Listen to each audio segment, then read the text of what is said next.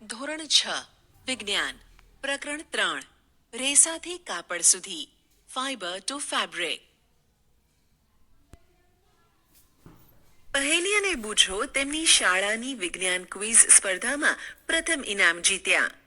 તેઓ ખૂબ જ ખુશ થયા તથા ઇનામની રકમમાંથી તેમણે તેમના માતા પિતા માટે કપડાં ખરીદવાનું વિચાર્યું. જ્યારે તેમણે કપડાના મટીરીયલમાં ખૂબ જ વિવિધતા જોઈ ત્યારે તેઓ ગૂંચવાઈ ગયા. દુકાનદારે સમજાવ્યું કે કેટલાક કપડાં કે તેનું કાપડ સુતરાઉ હતું તો કેટલુંક સિન્થેટિક સંશ્લેષિત હતું. તેની પાસે ઊનના મફલર અને સ્વેટર પણ હતા. ત્યાં ઘણી રેશમી સાડીઓ પણ હતી. પહેલી અને બૂઝો ખૂબ જ રોમાંચિત હતા. તેઓએ વિવિધ કાપડને સ્પર્શીને અનુભવ્યું. અંતે તેમને ઊનનું મફલર તથા સુતરાઉ સાડી ખરીદી. કપડાની દુકાનની તેમની મુલાકાત બાદ પહેલી અને બૂઝોએ પોતાની આસપાસ રહેલા વિવિધ પ્રકારના કાપડની નોંધ લેવાનું શરૂ કર્યું. તેમણે જાણ્યું કે ચાદર, ઓછાડ, ધાબળા, પડદા, ટેબલ ક્લોથ, ટુવાલ અને પોતા જુદા જુદા કાપડના બનેલા હોય છે. તમારી સ્કૂલ બેગ અને બારદાન પણ કોઈ પ્રકારના કાપડમાંથી જ બને છે. આ કાપડને તેમણે સુતરાઉ, ઊન, રેશમી કે સિન્થેટિક સંશ્લેષિત તરીકે ઓળખવા પ્રયાસ કર્યો. શું તમે પણ કોઈ કાપડ ઓળખી શકો છો? કાપડમાં વિવિધતા, વેરાયટી ઇન ફેબ્રિક્સ. પ્રવૃત્તિ 1. નજીકમાં રહેલી દરજીની દુકાનની મુલાકાત લો. સીવ્યા પછી વધેલા કાપડના ટુકડા એકઠા કરો. સ્પર્શ કરીને દરેક ટુકડાના કાપડનો અનુભવ કરો. હવે દરજીની મદદથી કેટલાક ટુકડાને સુતરાઉ, રેશમ, ઊન કે સિન્થેટિક એવું નામ આપો. તમને નવાઈ લાગે છે કે આ અલગ અલગ કાપડ શેમાંથી બન્યું હશે? જ્યારે તમે કોઈ કાપડને જુઓ છો ત્યારે તે સળંગ ટુકડા જેવું દેખાય છે. હવે તેને નજીકથી જુઓ. તમે શું નોંધ્યું? પ્રવૃત્તિ 2. પ્રવૃત્તિ 1માં નામ આપેલા કાપડમાંથી સુતરાઉ કાપડ પસંદ કરો. હવે તેના કોઈ એક છેડેથી કોઈ છૂટો દેખાતા દોરા કે તાંતણાને ખેંચીને બહાર કાઢો.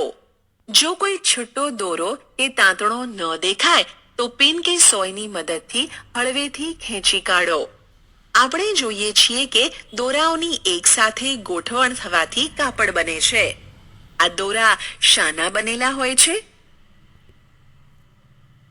રેસા, ફાઇબર. પ્રવૃત્તિ 3.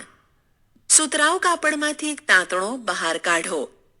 આ તાંતણાના ટુકડાને ટેબલ પર મૂકો. હવે તાંતણાના એક છેડાને તમારા અંગૂઠા વડે દબાવો.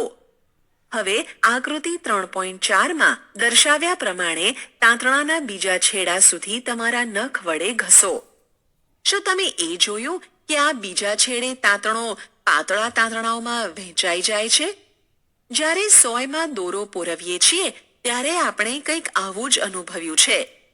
ઘણીવાર દોરાનો છેડો થોડા પાતળા તાંતણામાં વિભાજિત થઈ જાય છે, જેને લીધે દોરાનું સોયના કાણામાંથી પસાર થવું મુશ્કેલ થઈ જાય છે. પાતળા તાંતણા જે આપણને દેખાય છે તે હજુ પણ પાતળા તાંતણાના બનેલા હોય છે, જેને રેસા કહે છે. કાપડ તાંતણામાંથી બને છે અને તાંતણા રેસામાંથી બને છે. આ રેસા ક્યાંથી આવે છે? સૂતર, શણ, રેશમ અને ઊન જેવા કેટલાક રેસા વનસ્પતિ અને પ્રાણીઓમાંથી મેળવવામાં આવે છે. તેને કુદરતી રેસા કહે છે. સૂતર અને શણ એ વનસ્પતિમાંથી મળતા રેસાનું ઉદાહરણ છે. ઊન અને રેશમ એ પ્રાણીઓમાંથી મળતા રેસા છે. ઘેટાં કે બકરાની રૂંવાટીમાંથી ઊન મેળવવામાં આવે છે. તે સસલા, યાક અને ઊંટના વાળમાંથી પણ મેળવાય છે. રેશમના કીડાના કોશેટોમાંથી રેશમના રેસા મેળવવામાં આવે છે. હજારો વર્ષ સુધી કાપડ બનાવવા માટે ફક્ત કુદરતી રેસા જ ઉપલબ્ધ હતા. છેલ્લા 100 વર્ષોથી વનસ્પતિ કે પ્રાણી સ્ત્રોતમાંથી ન મળતા હોય તેવા રાસાયણિક પદાર્થોમાંથી પણ રેસા બનાવવામાં આવ્યા. આવા રેસાને સિન્થેટિક રેસા કહે છે. સિન્થેટિક રેસાના કેટલાક ઉદાહરણ પોલિએસ્ટર, નાયલોન અને એક્રેલિક છે. કેટલાક વાનસ્પતિક રેસાઓ. સમ પ્લાન્ટ ફાઇબર્સ. કપાસ, કોટન. તમે દીવા માટે ક્યારેય વાટ બનાવી છે? આ વાટ બનાવવા માટે તમે શું વાપરો છો? આ કપાસ કે રૂનો ઉપયોગ ગાદલાઓ, રજાઈ તથા ઓશિકામાં ભરવા થાય છે. થોડું રૂ લઈ તેને ખેંચીને તેના છેડા તરફ જુઓ. તમે શું નોંધ્યું? તમને જે દેખાય છે તે નાના પાતળા તાંતણા એ કપાસના રેસા છે. કપાસ કે રૂ ક્યાંથી આવે છે? તેને ખેતરમાં ઉગાડવામાં આવે છે. કપાસના છોડ સામાન્ય રીતે કાળી જમીન અને ઉષ્ણ તાપમાનવાળી જગ્યાએ ઉગાડવામાં આવે છે. આપણા દેશના કેટલાક રાજ્યોના નામ કહી શકશો કે જ્યાં કપાસ ઉગાડાતો હોય? કપાસના છોડના ફળ, જીંડવા લગભગ લીંબુના કદના હોય છે. પરિપક્વ થયા બાદ જીંડડા ફાટે છે અને કપાસના રેસાથી ઢંકાયેલા બીજ દેખાય છે. ચૂંટવા માટે તૈયાર હોય તેવું કપાસનું ખેતર તમે ક્યારેય જોયું છે? તે બરફથી છવાયેલા વિસ્તાર જેવું દેખાય છે. આ જીંડવામાંથી સામાન્ય રીતે રૂ હાથ વડે કાઢવામાં આવે છે.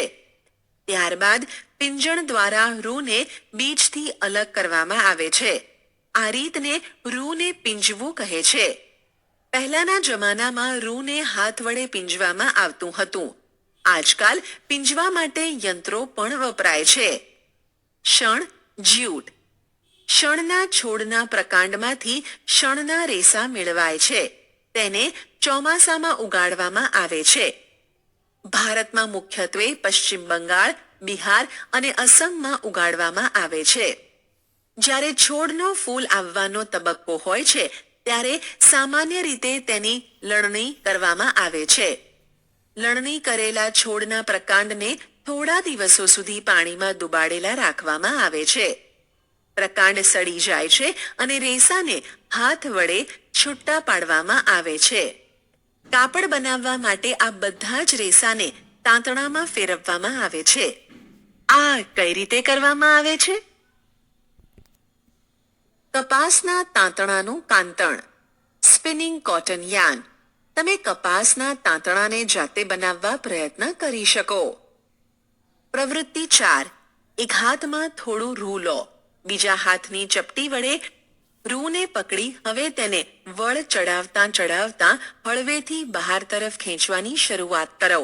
શું તમે તાંતણા બનાવી શક્યા? રેસામાંથી તાંતણા બનાવવાની પ્રક્રિયાને કાંતવું કહે છે. આ પ્રક્રિયામાં રૂના જથ્થામાંથી રેસાઓને બહાર ખેંચી અને વળ ચડાવવામાં આવે છે, જેથી રેસાઓ જોડાઈને તાંતણા બને છે. કાંતવા માટે વપરાતું સાદું સાધન હાથ ધરી છે, જેને તકલી પણ કહે છે. હાથથી કાંતવા માટે વપરાતું અન્ય એક સાધન ચરખો છે. આઝાદીની ચળવળના ભાગરૂપે મહાત્મા ગાંધીએ ચરખાનો ઉપયોગ લોકપ્રિય બનાવ્યો હતો. તેમણે લોકોને બ્રિટનની મિલમાં કાંતીને બનેલા આયાતી કાપડ પહેરવાને બદલે હાથ વડે કાંતેલા તાંતણાથી બનેલા કાપડ પહેરવા માટે પ્રોત્સાહિત કર્યા હતા. મોટા પાયે તાંતણાને કાંતવા માટે કાંતણ યંત્રોની મદદ લેવાય છે. કાંત્યા પછી તાંતણામાંથી કાપડ બનાવવામાં આવે છે. તાંતણાથી કાપડ. Yarn two fabric. તાંતણામાંથી કાપડ બનાવવાની ઘણી રીત છે. તેમાંની મુખ્ય 2 રીત એટલે વણાટ અને ગૂંથણ. વણાટ, વીવિંગ. પ્રવૃત્તિ 2 માં તમે નોંધ્યું હશે કે તાંતણાના 2 જૂથની એક સાથે ગોઠવણીથી કાપડ બને છે. જે પદ્ધતિ દ્વારા તાંતણાના 2 જૂથ એક સાથે ગોઠવાઈને કાપડ બનાવે છે તેને વણાટ, વીવિંગ કહે છે. ચાલો કાગળની કેટલીક પટ્ટીઓને વણવાની કોશિશ કરીએ. પ્રવૃત્તિ 5. જુદા જુદા રંગની કાગળની 2 શીટ લો. બંનેમાંથી 30 સેન્ટીમીટર લંબાઈ અને તેટલી જ પહોળાઈ ધરાવતો ચોરસ કાપો. હવે બંને શીટને બરાબર અડધી ગળી કરો. આકૃતિ 3.12 A માં દર્શાવ્યા મુજબ એક શીટ પર તથા આકૃતિ 3.12 B માં દર્શાવ્યા મુજબ બીજી શીટ પર રેખાઓ દોરો. બંને શીટને તૂટક રેખાઓથી કાપી લો અને પછી ગળી ખોલો. આકૃતિ 3.12C માં દર્શાવ્યા મુજબ કપાયેલી જગ્યાએથી એક પછી એક પટ્ટીને બીજી શીટમાં વણી લો. બધી પટ્ટીઓના વણાટ પછીની ગોઠવણ આકૃતિ 3.12D માં દર્શાવેલ છે. આવી જ રીતે તાંતણાના બે જૂથ વડે કાપડ બનાવવામાં આવે છે. જો કે ચોક્કસપણે આપણી કાગળની પટ્ટીઓ કરતાં તાંતણા ખૂબ જ પાતળા હોય છે. કાપડનું વણાટ સાળ પર કરવામાં આવે છે. સાળ હાથથી ચાલે તેવી અથવા વીજળીથી ચાલતી હોય છે. ગૂંથણ નિટિંગ. તમે ક્યારેય નોંધ્યું છે કે સ્વેટર કઈ રીતે ગૂંથવામાં આવે છે? ગૂંથવામાં એક જ તાંતણાનો ઉપયોગ કાપડ બનાવવા માટે થાય છે. શું તમે ફાટેલા મોજાની જોડમાંથી ક્યારેય તાંતણો ખેંચ્યો છે? શું થાય છે? એક તાંતણો સતત ખેંચાતો જાય છે તથા કાપડ સતત ઉકલતું જાય છે.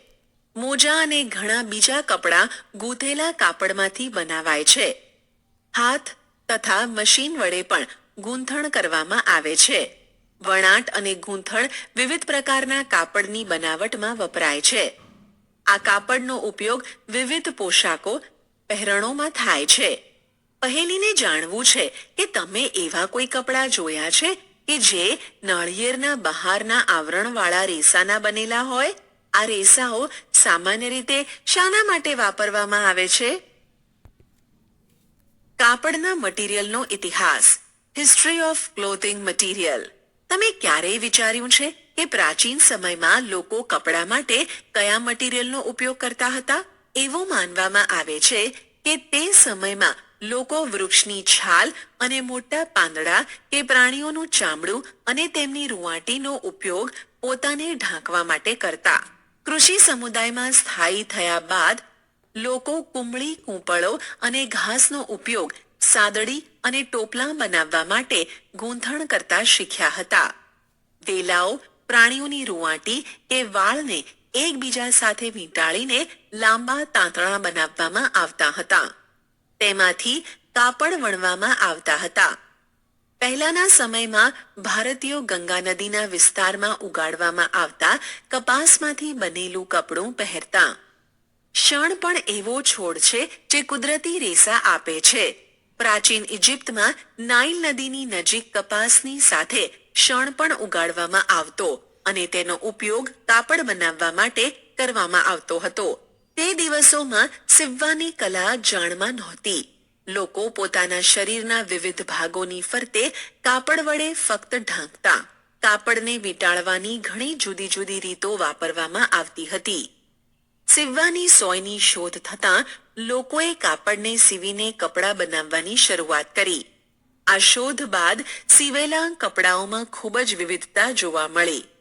પણ શું એ આશ્ચર્યની વાત નથી કે આજે પણ સાડી, ધોતિયું, લુંગી અને પાઘડી જેવા સીવ્યા વગરના કાપડના ટુકડાઓનો ઉપયોગ થાય છે?